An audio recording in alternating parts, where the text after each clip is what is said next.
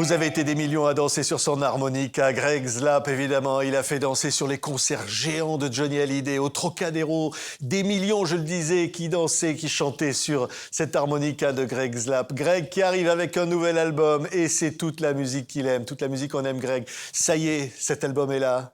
Eh oui, c'est ça. Je peux pas m'empêcher.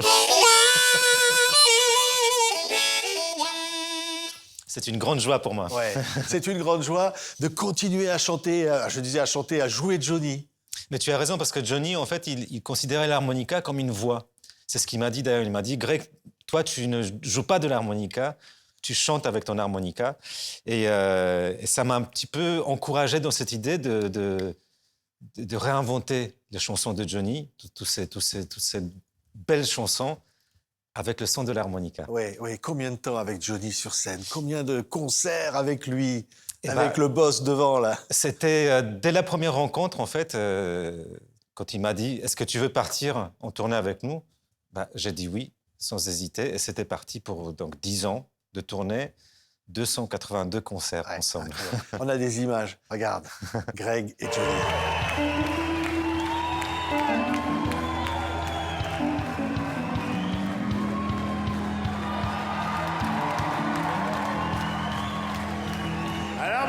C'est bien sûr le fabuleux, l'unique Greg Zlap. Et ça, c'était évidemment un grand moment du concert, Greg, hein, quand Johnny disait ça. Ça c'est incroyable. Parce qu'en fait, il me présentait à chaque fois, à chaque concert, il me présentait à part. Et dans l'extrait qu'on vient de voir, c'était une surprise totale. C'était le concert qui était diffusé dans les cinémas en même temps. Donc, il y avait un nombre monumental de personnes qui étaient là, qui assistaient à ce concert. Et là, au lieu de me présenter tout de suite, il s'approche de moi, il me fait ce baiser sur le front. Il y a un côté très filial, très paternel. Et c'est cette image-là que je garde aujourd'hui. Elle est incroyable, cette image. On va voir des images qui annonce cet album-là, parce que vraiment, il faut parler de ce disque qui est absolument formidable, Greg. Voir ces images de l'enregistrement de ça, les copains sont venus, quoi. Eh oui. Ouais. Tu peux nous dire un peu dans quel esprit s'est fait ce disque? Eh bien, en fait, là, il y a eu plusieurs étapes. D'abord, en fait, il fallait que je réussisse à jouer ces chansons que à l'harmonica. Donc, c'était la première étape. J'ai choisi les morceaux que je connaissais des concerts avec Johnny. Et je voyais si j'arrivais à raconter l'histoire juste avec ce petit instrument. Ouais. Et ensuite, on s'est retrouvés donc en studio avec mon groupe. Et j'ai fait quelque chose qu'on ne fait plus jamais aujourd'hui en studio. C'est qu'on s'est enfermés tous les 4. On a enregistré comme si on était en concert. Ouais. C'est-à-dire sans maquillage, sans... C'est dingue, tiens, voilà, regarde Greg, on regarde les images.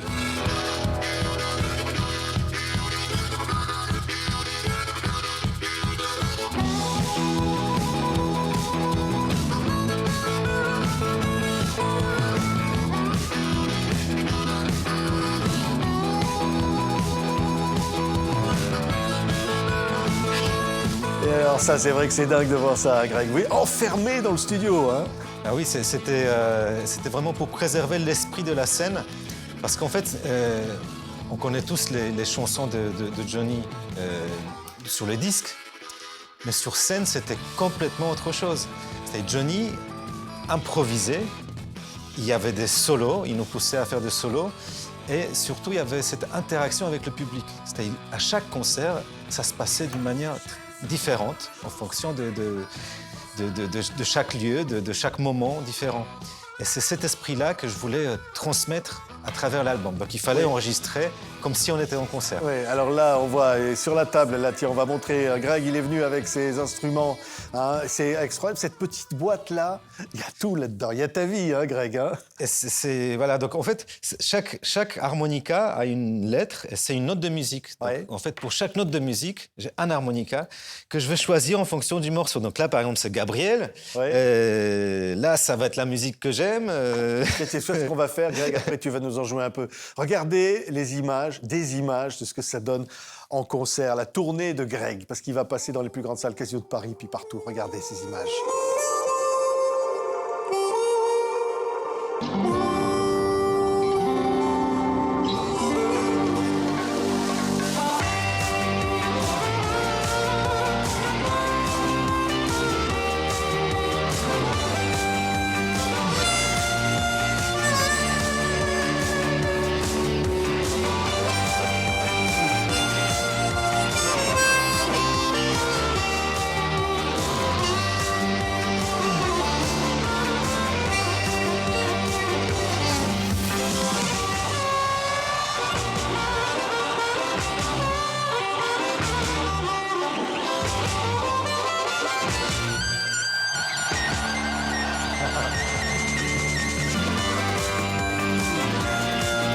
Non, mais ça, moi je vous le dis, si vous n'avez pas vu un concert avec Greg, c'est absolument irrésistible. C'est pas possible de rester assis. Ah, là, ça me donne envie Là, de- c'est un truc, de me c'est lever fait et de pour se lever, jouer. hein.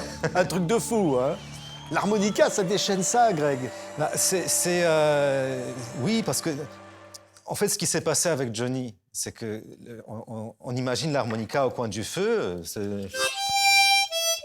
quelque chose de très Oui, tranquille, un et truc un peu sympa. cow-boy, un western. Et hein. ce qui s'est passé avec après les tournées de Johnny, c'est qu'on imagine aujourd'hui l'harmonica, enfin l'harmonica héros comme un guitare héros, mais avec cette puissance qu'on connaissait pas avant.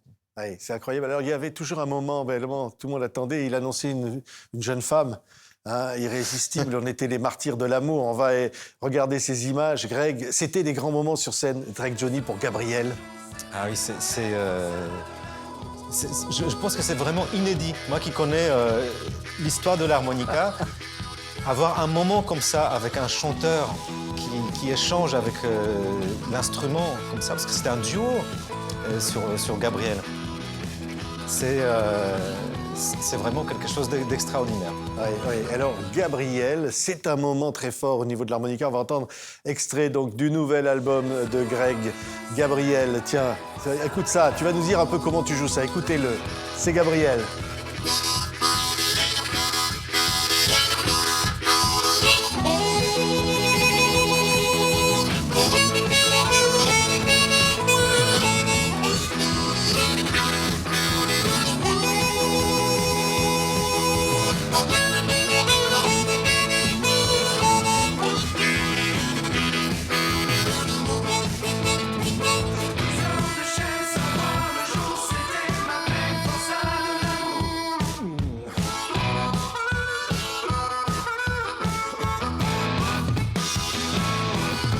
Tiens, voici, je te dis, le ranchero, MC Solar qui vient avec toi.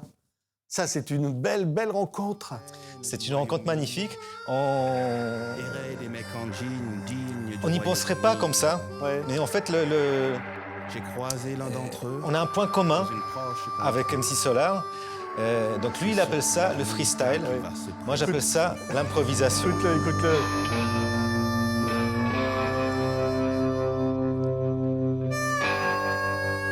Eh bien là, on va le remettre, on va réécouter MC là, comme ça, parce que c'est vrai qu'il est là sur ce morceau, hein, Greg.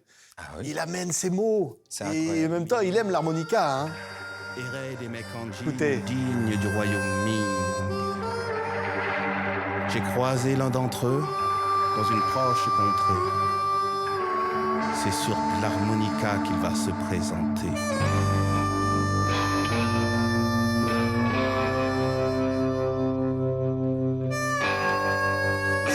C'est un morceau dingue.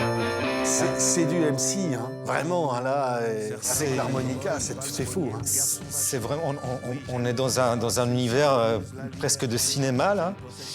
Et le texte est incroyable. Et c'est une. En fait, quand on entend cette mélodie là, donc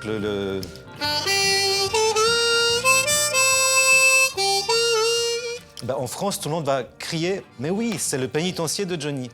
Et en fait, cette mélodie a une histoire incroyable parce qu'elle vient du fin fond des États-Unis et puis avant encore. Donc, cette mélodie, c'était The Rising Sun Blues d'abord.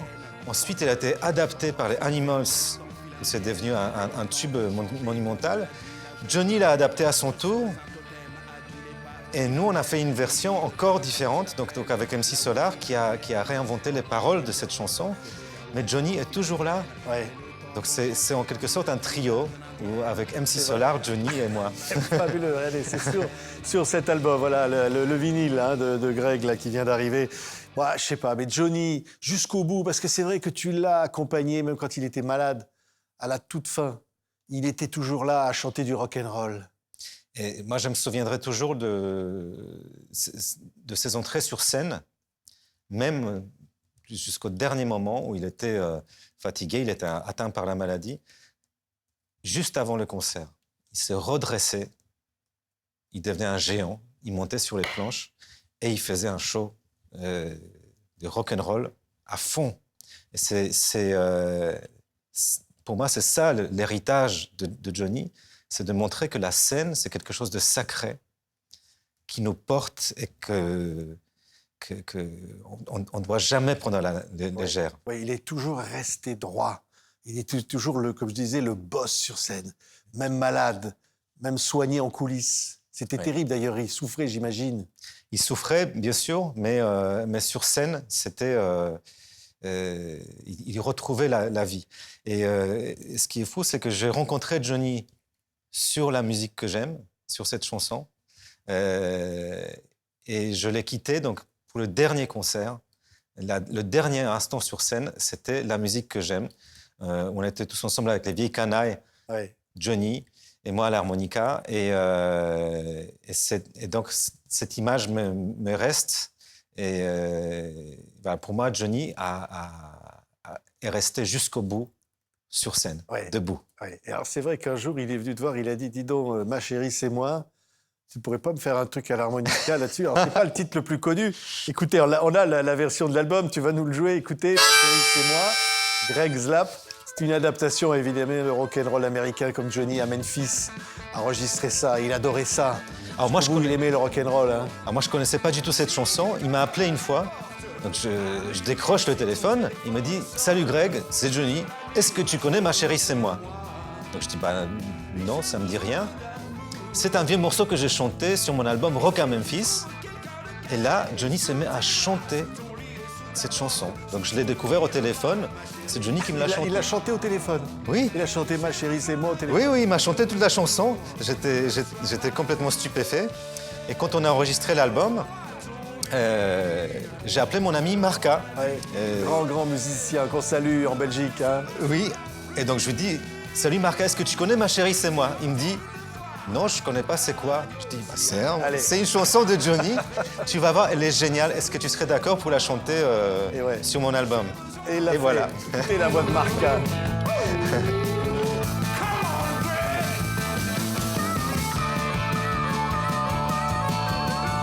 Ça envoie.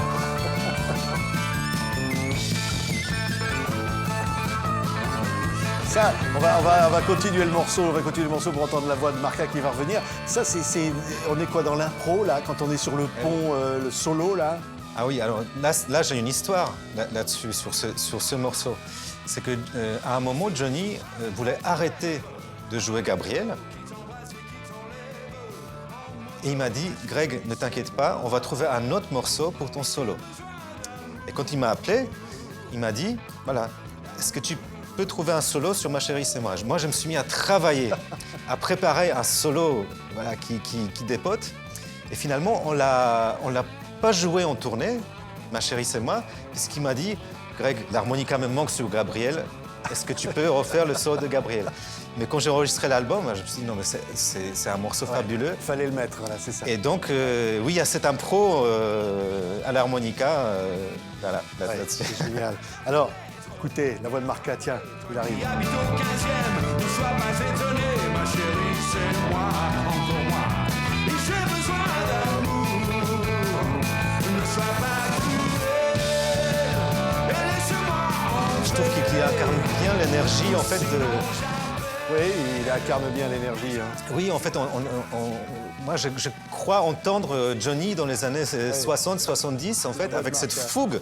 Et Marca, il m'a dit, je ne le chanterai pas deux fois, tellement c'était intense en studio. C'est là-dedans, regardez. Allez, voilà, regardez, c'est là-dedans, c'est dans l'album de Greg.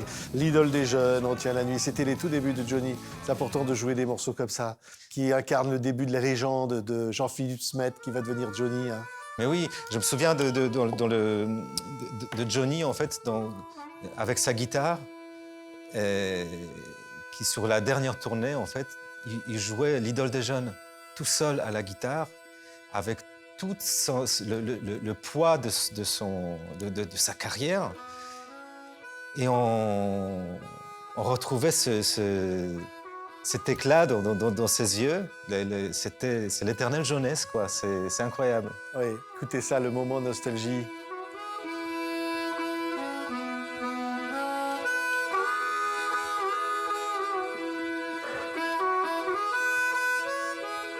Moi, il y a un morceau, évidemment, qui était un des grands moments du concert, parce que Johnny était un comédien. Hein. C'est Requiem pour un fou. Et là, Johnny, il incarnait, il aimait le cinéma, Johnny. Hein. Il incarnait ce type qui va mourir. Hein, et tous les soirs, il mourait sur ce titre. Ah oui. Ouais. C'est un blues, c'est vraiment... Oui, je me demandais si j'arriverais à jouer ce titre tellement il est puissant, et avec un petit harmonica comme ça. Et je trouve que oui, ce morceau, mais quand je le joue, j'ai des frissons à chaque fois, parce que je ressens en fait cette énergie, cette puissance qu'avait Johnny, quoi. J'ai l'impression de l'entendre en fait. Ouais, ouais, c'est ça. L'harmonica remplace au fond la voix de Johnny. Il porte la voix. Hein. Il remplace pas, mais il y a un phénomène en fait avec l'harmonica, peut-être parce que c'est le seul instrument qui se joue en respirant. Donc il y a cette qualité vocale en fait, cette expressivité vocale, qui fait qu'on entend la voix de Johnny. Et l'harmonica laisse la place finalement il remplace pas, l'harmonica ne remplace pas la voix de Johnny. Il laisse la place pour la voix de Johnny de chanter dans nos têtes. C'est tellement beau, écoutez ça, écoutez, c'est trop beau.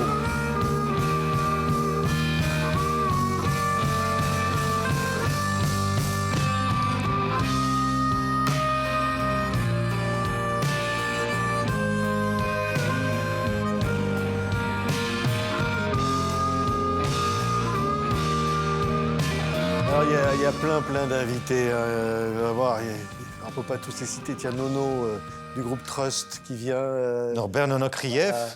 Et donc, il a partagé aussi 10 ans avec Johnny sur scène. C'est un guitariste extraordinaire. Et moi, j'avais un groupe de blues avec Nono avant de connaître Johnny. Donc j'ai connu Nono en tant que guitariste de Johnny. Et on faisait du blues ensemble. Et je l'ai invité sur l'album. Il joue sur L'Envie. Et ça, c'est un morceau de Guitar Hero. Qu'est-ce que j'ai travaillé là-dessus pour réussir à jouer à l'harmonica ce morceau. Mais c'est improbable, ce titre. C'est un titre de Goldman qui est, mais musicalement, c'est quelque chose d'incroyable. C'est comme un cri, il a envie d'avoir envie. Johnny mettait de ses tripes, là. Ah oui. C'est vrai, là, on entend la guitare de... Et on les entend, Nono. les tripes de Johnny, dans la guitare de Nono.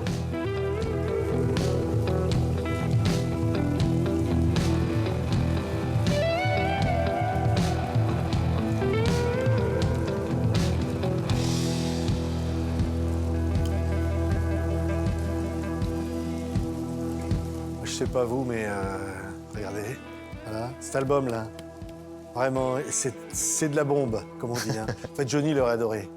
Ah, mais je suis Johnny, sûr. il aurait kiffé, là. Hein. Bah, de toute façon, C'est vrai. Hein. Johnny, je lui faisais écouter tous mes albums pendant les 10 ans de tournée. À chaque fois que je sortais un album, je lui faisais écouter. Il aimait beaucoup ça. Il m'a dit un jour, tes albums, je les range entre Bruce Springsteen et Bob Dylan dans ma discothèque. Donc j'étais très bien placé. C'est magnifique. Tiens. Tu sais quoi je voudrais que, je sais pas, mais là, toute la musique que j'aime, parce que c'est quand même le titre de l'album. Tu peux pas nous jouer un petit solo Alors, c'est quelle harmonica, toute la musique que j'aime? Alors, la musique que j'aime, c'est le monument du blues. C'est un harmonica qui s'appelle le Marine Band. Ouais. De la marque Honor. Donc c'est un modèle précis, c'est le modèle qui a fait vraiment l'histoire du blues. Et tous les enregistrements où vous entendez l'harmonica dans des enregistrements de blues ont été faits avec cet harmonica. Et quand j'ai rencontré Johnny pour la première fois, la première question qu'il m'a posée, on s'est serré la main, et il me dit « Dis-moi Greg, est-ce que tu joues sur les Marine Band ?» Voilà. Et là...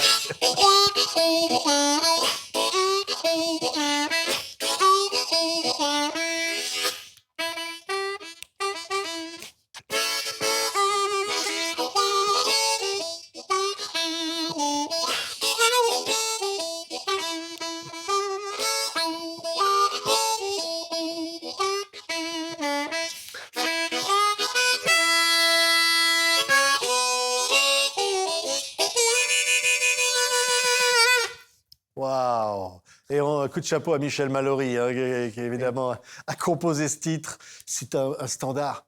C'est un standard absolu, la musique que j'aime. Et ça résume tout, au fond. C'est aussi bien les paroles que la musique. C'est l'un des seuls morceaux où Johnny est crédité en tant que compositeur. Donc c'est vraiment un morceau qui est dans l'ADN de Johnny.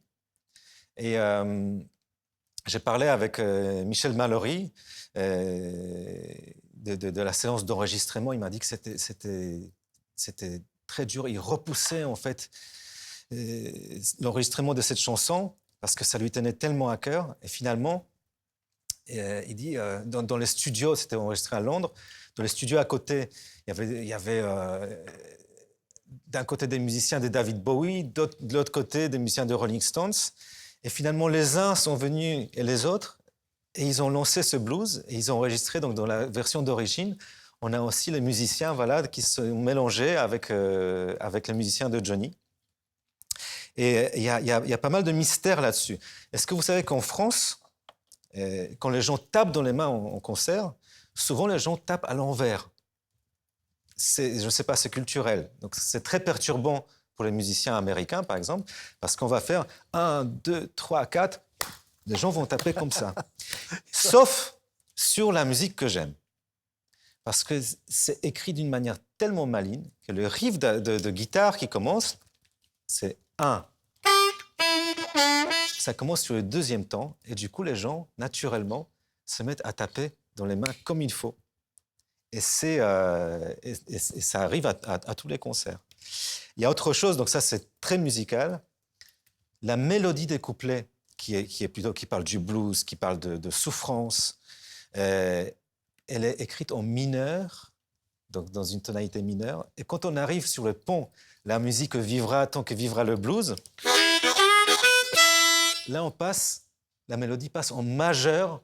Donc, on a cet éclat musical dans cette chanson. Donc, il y a tout dans cette chanson. Il y a tout. Regardez, moi, je vous montre l'album parce qu'à l'intérieur de l'album, il y a plein d'explications comme ça qui expliquent un peu comment, justement, ces titres avec l'harmonica, comment ça s'est marié. Dis-moi, Greg, la nuit, tu rêves de Johnny, tu rêves que la foule, les grands moments que tu as vécus, tu le revois comme ça, il est toujours là.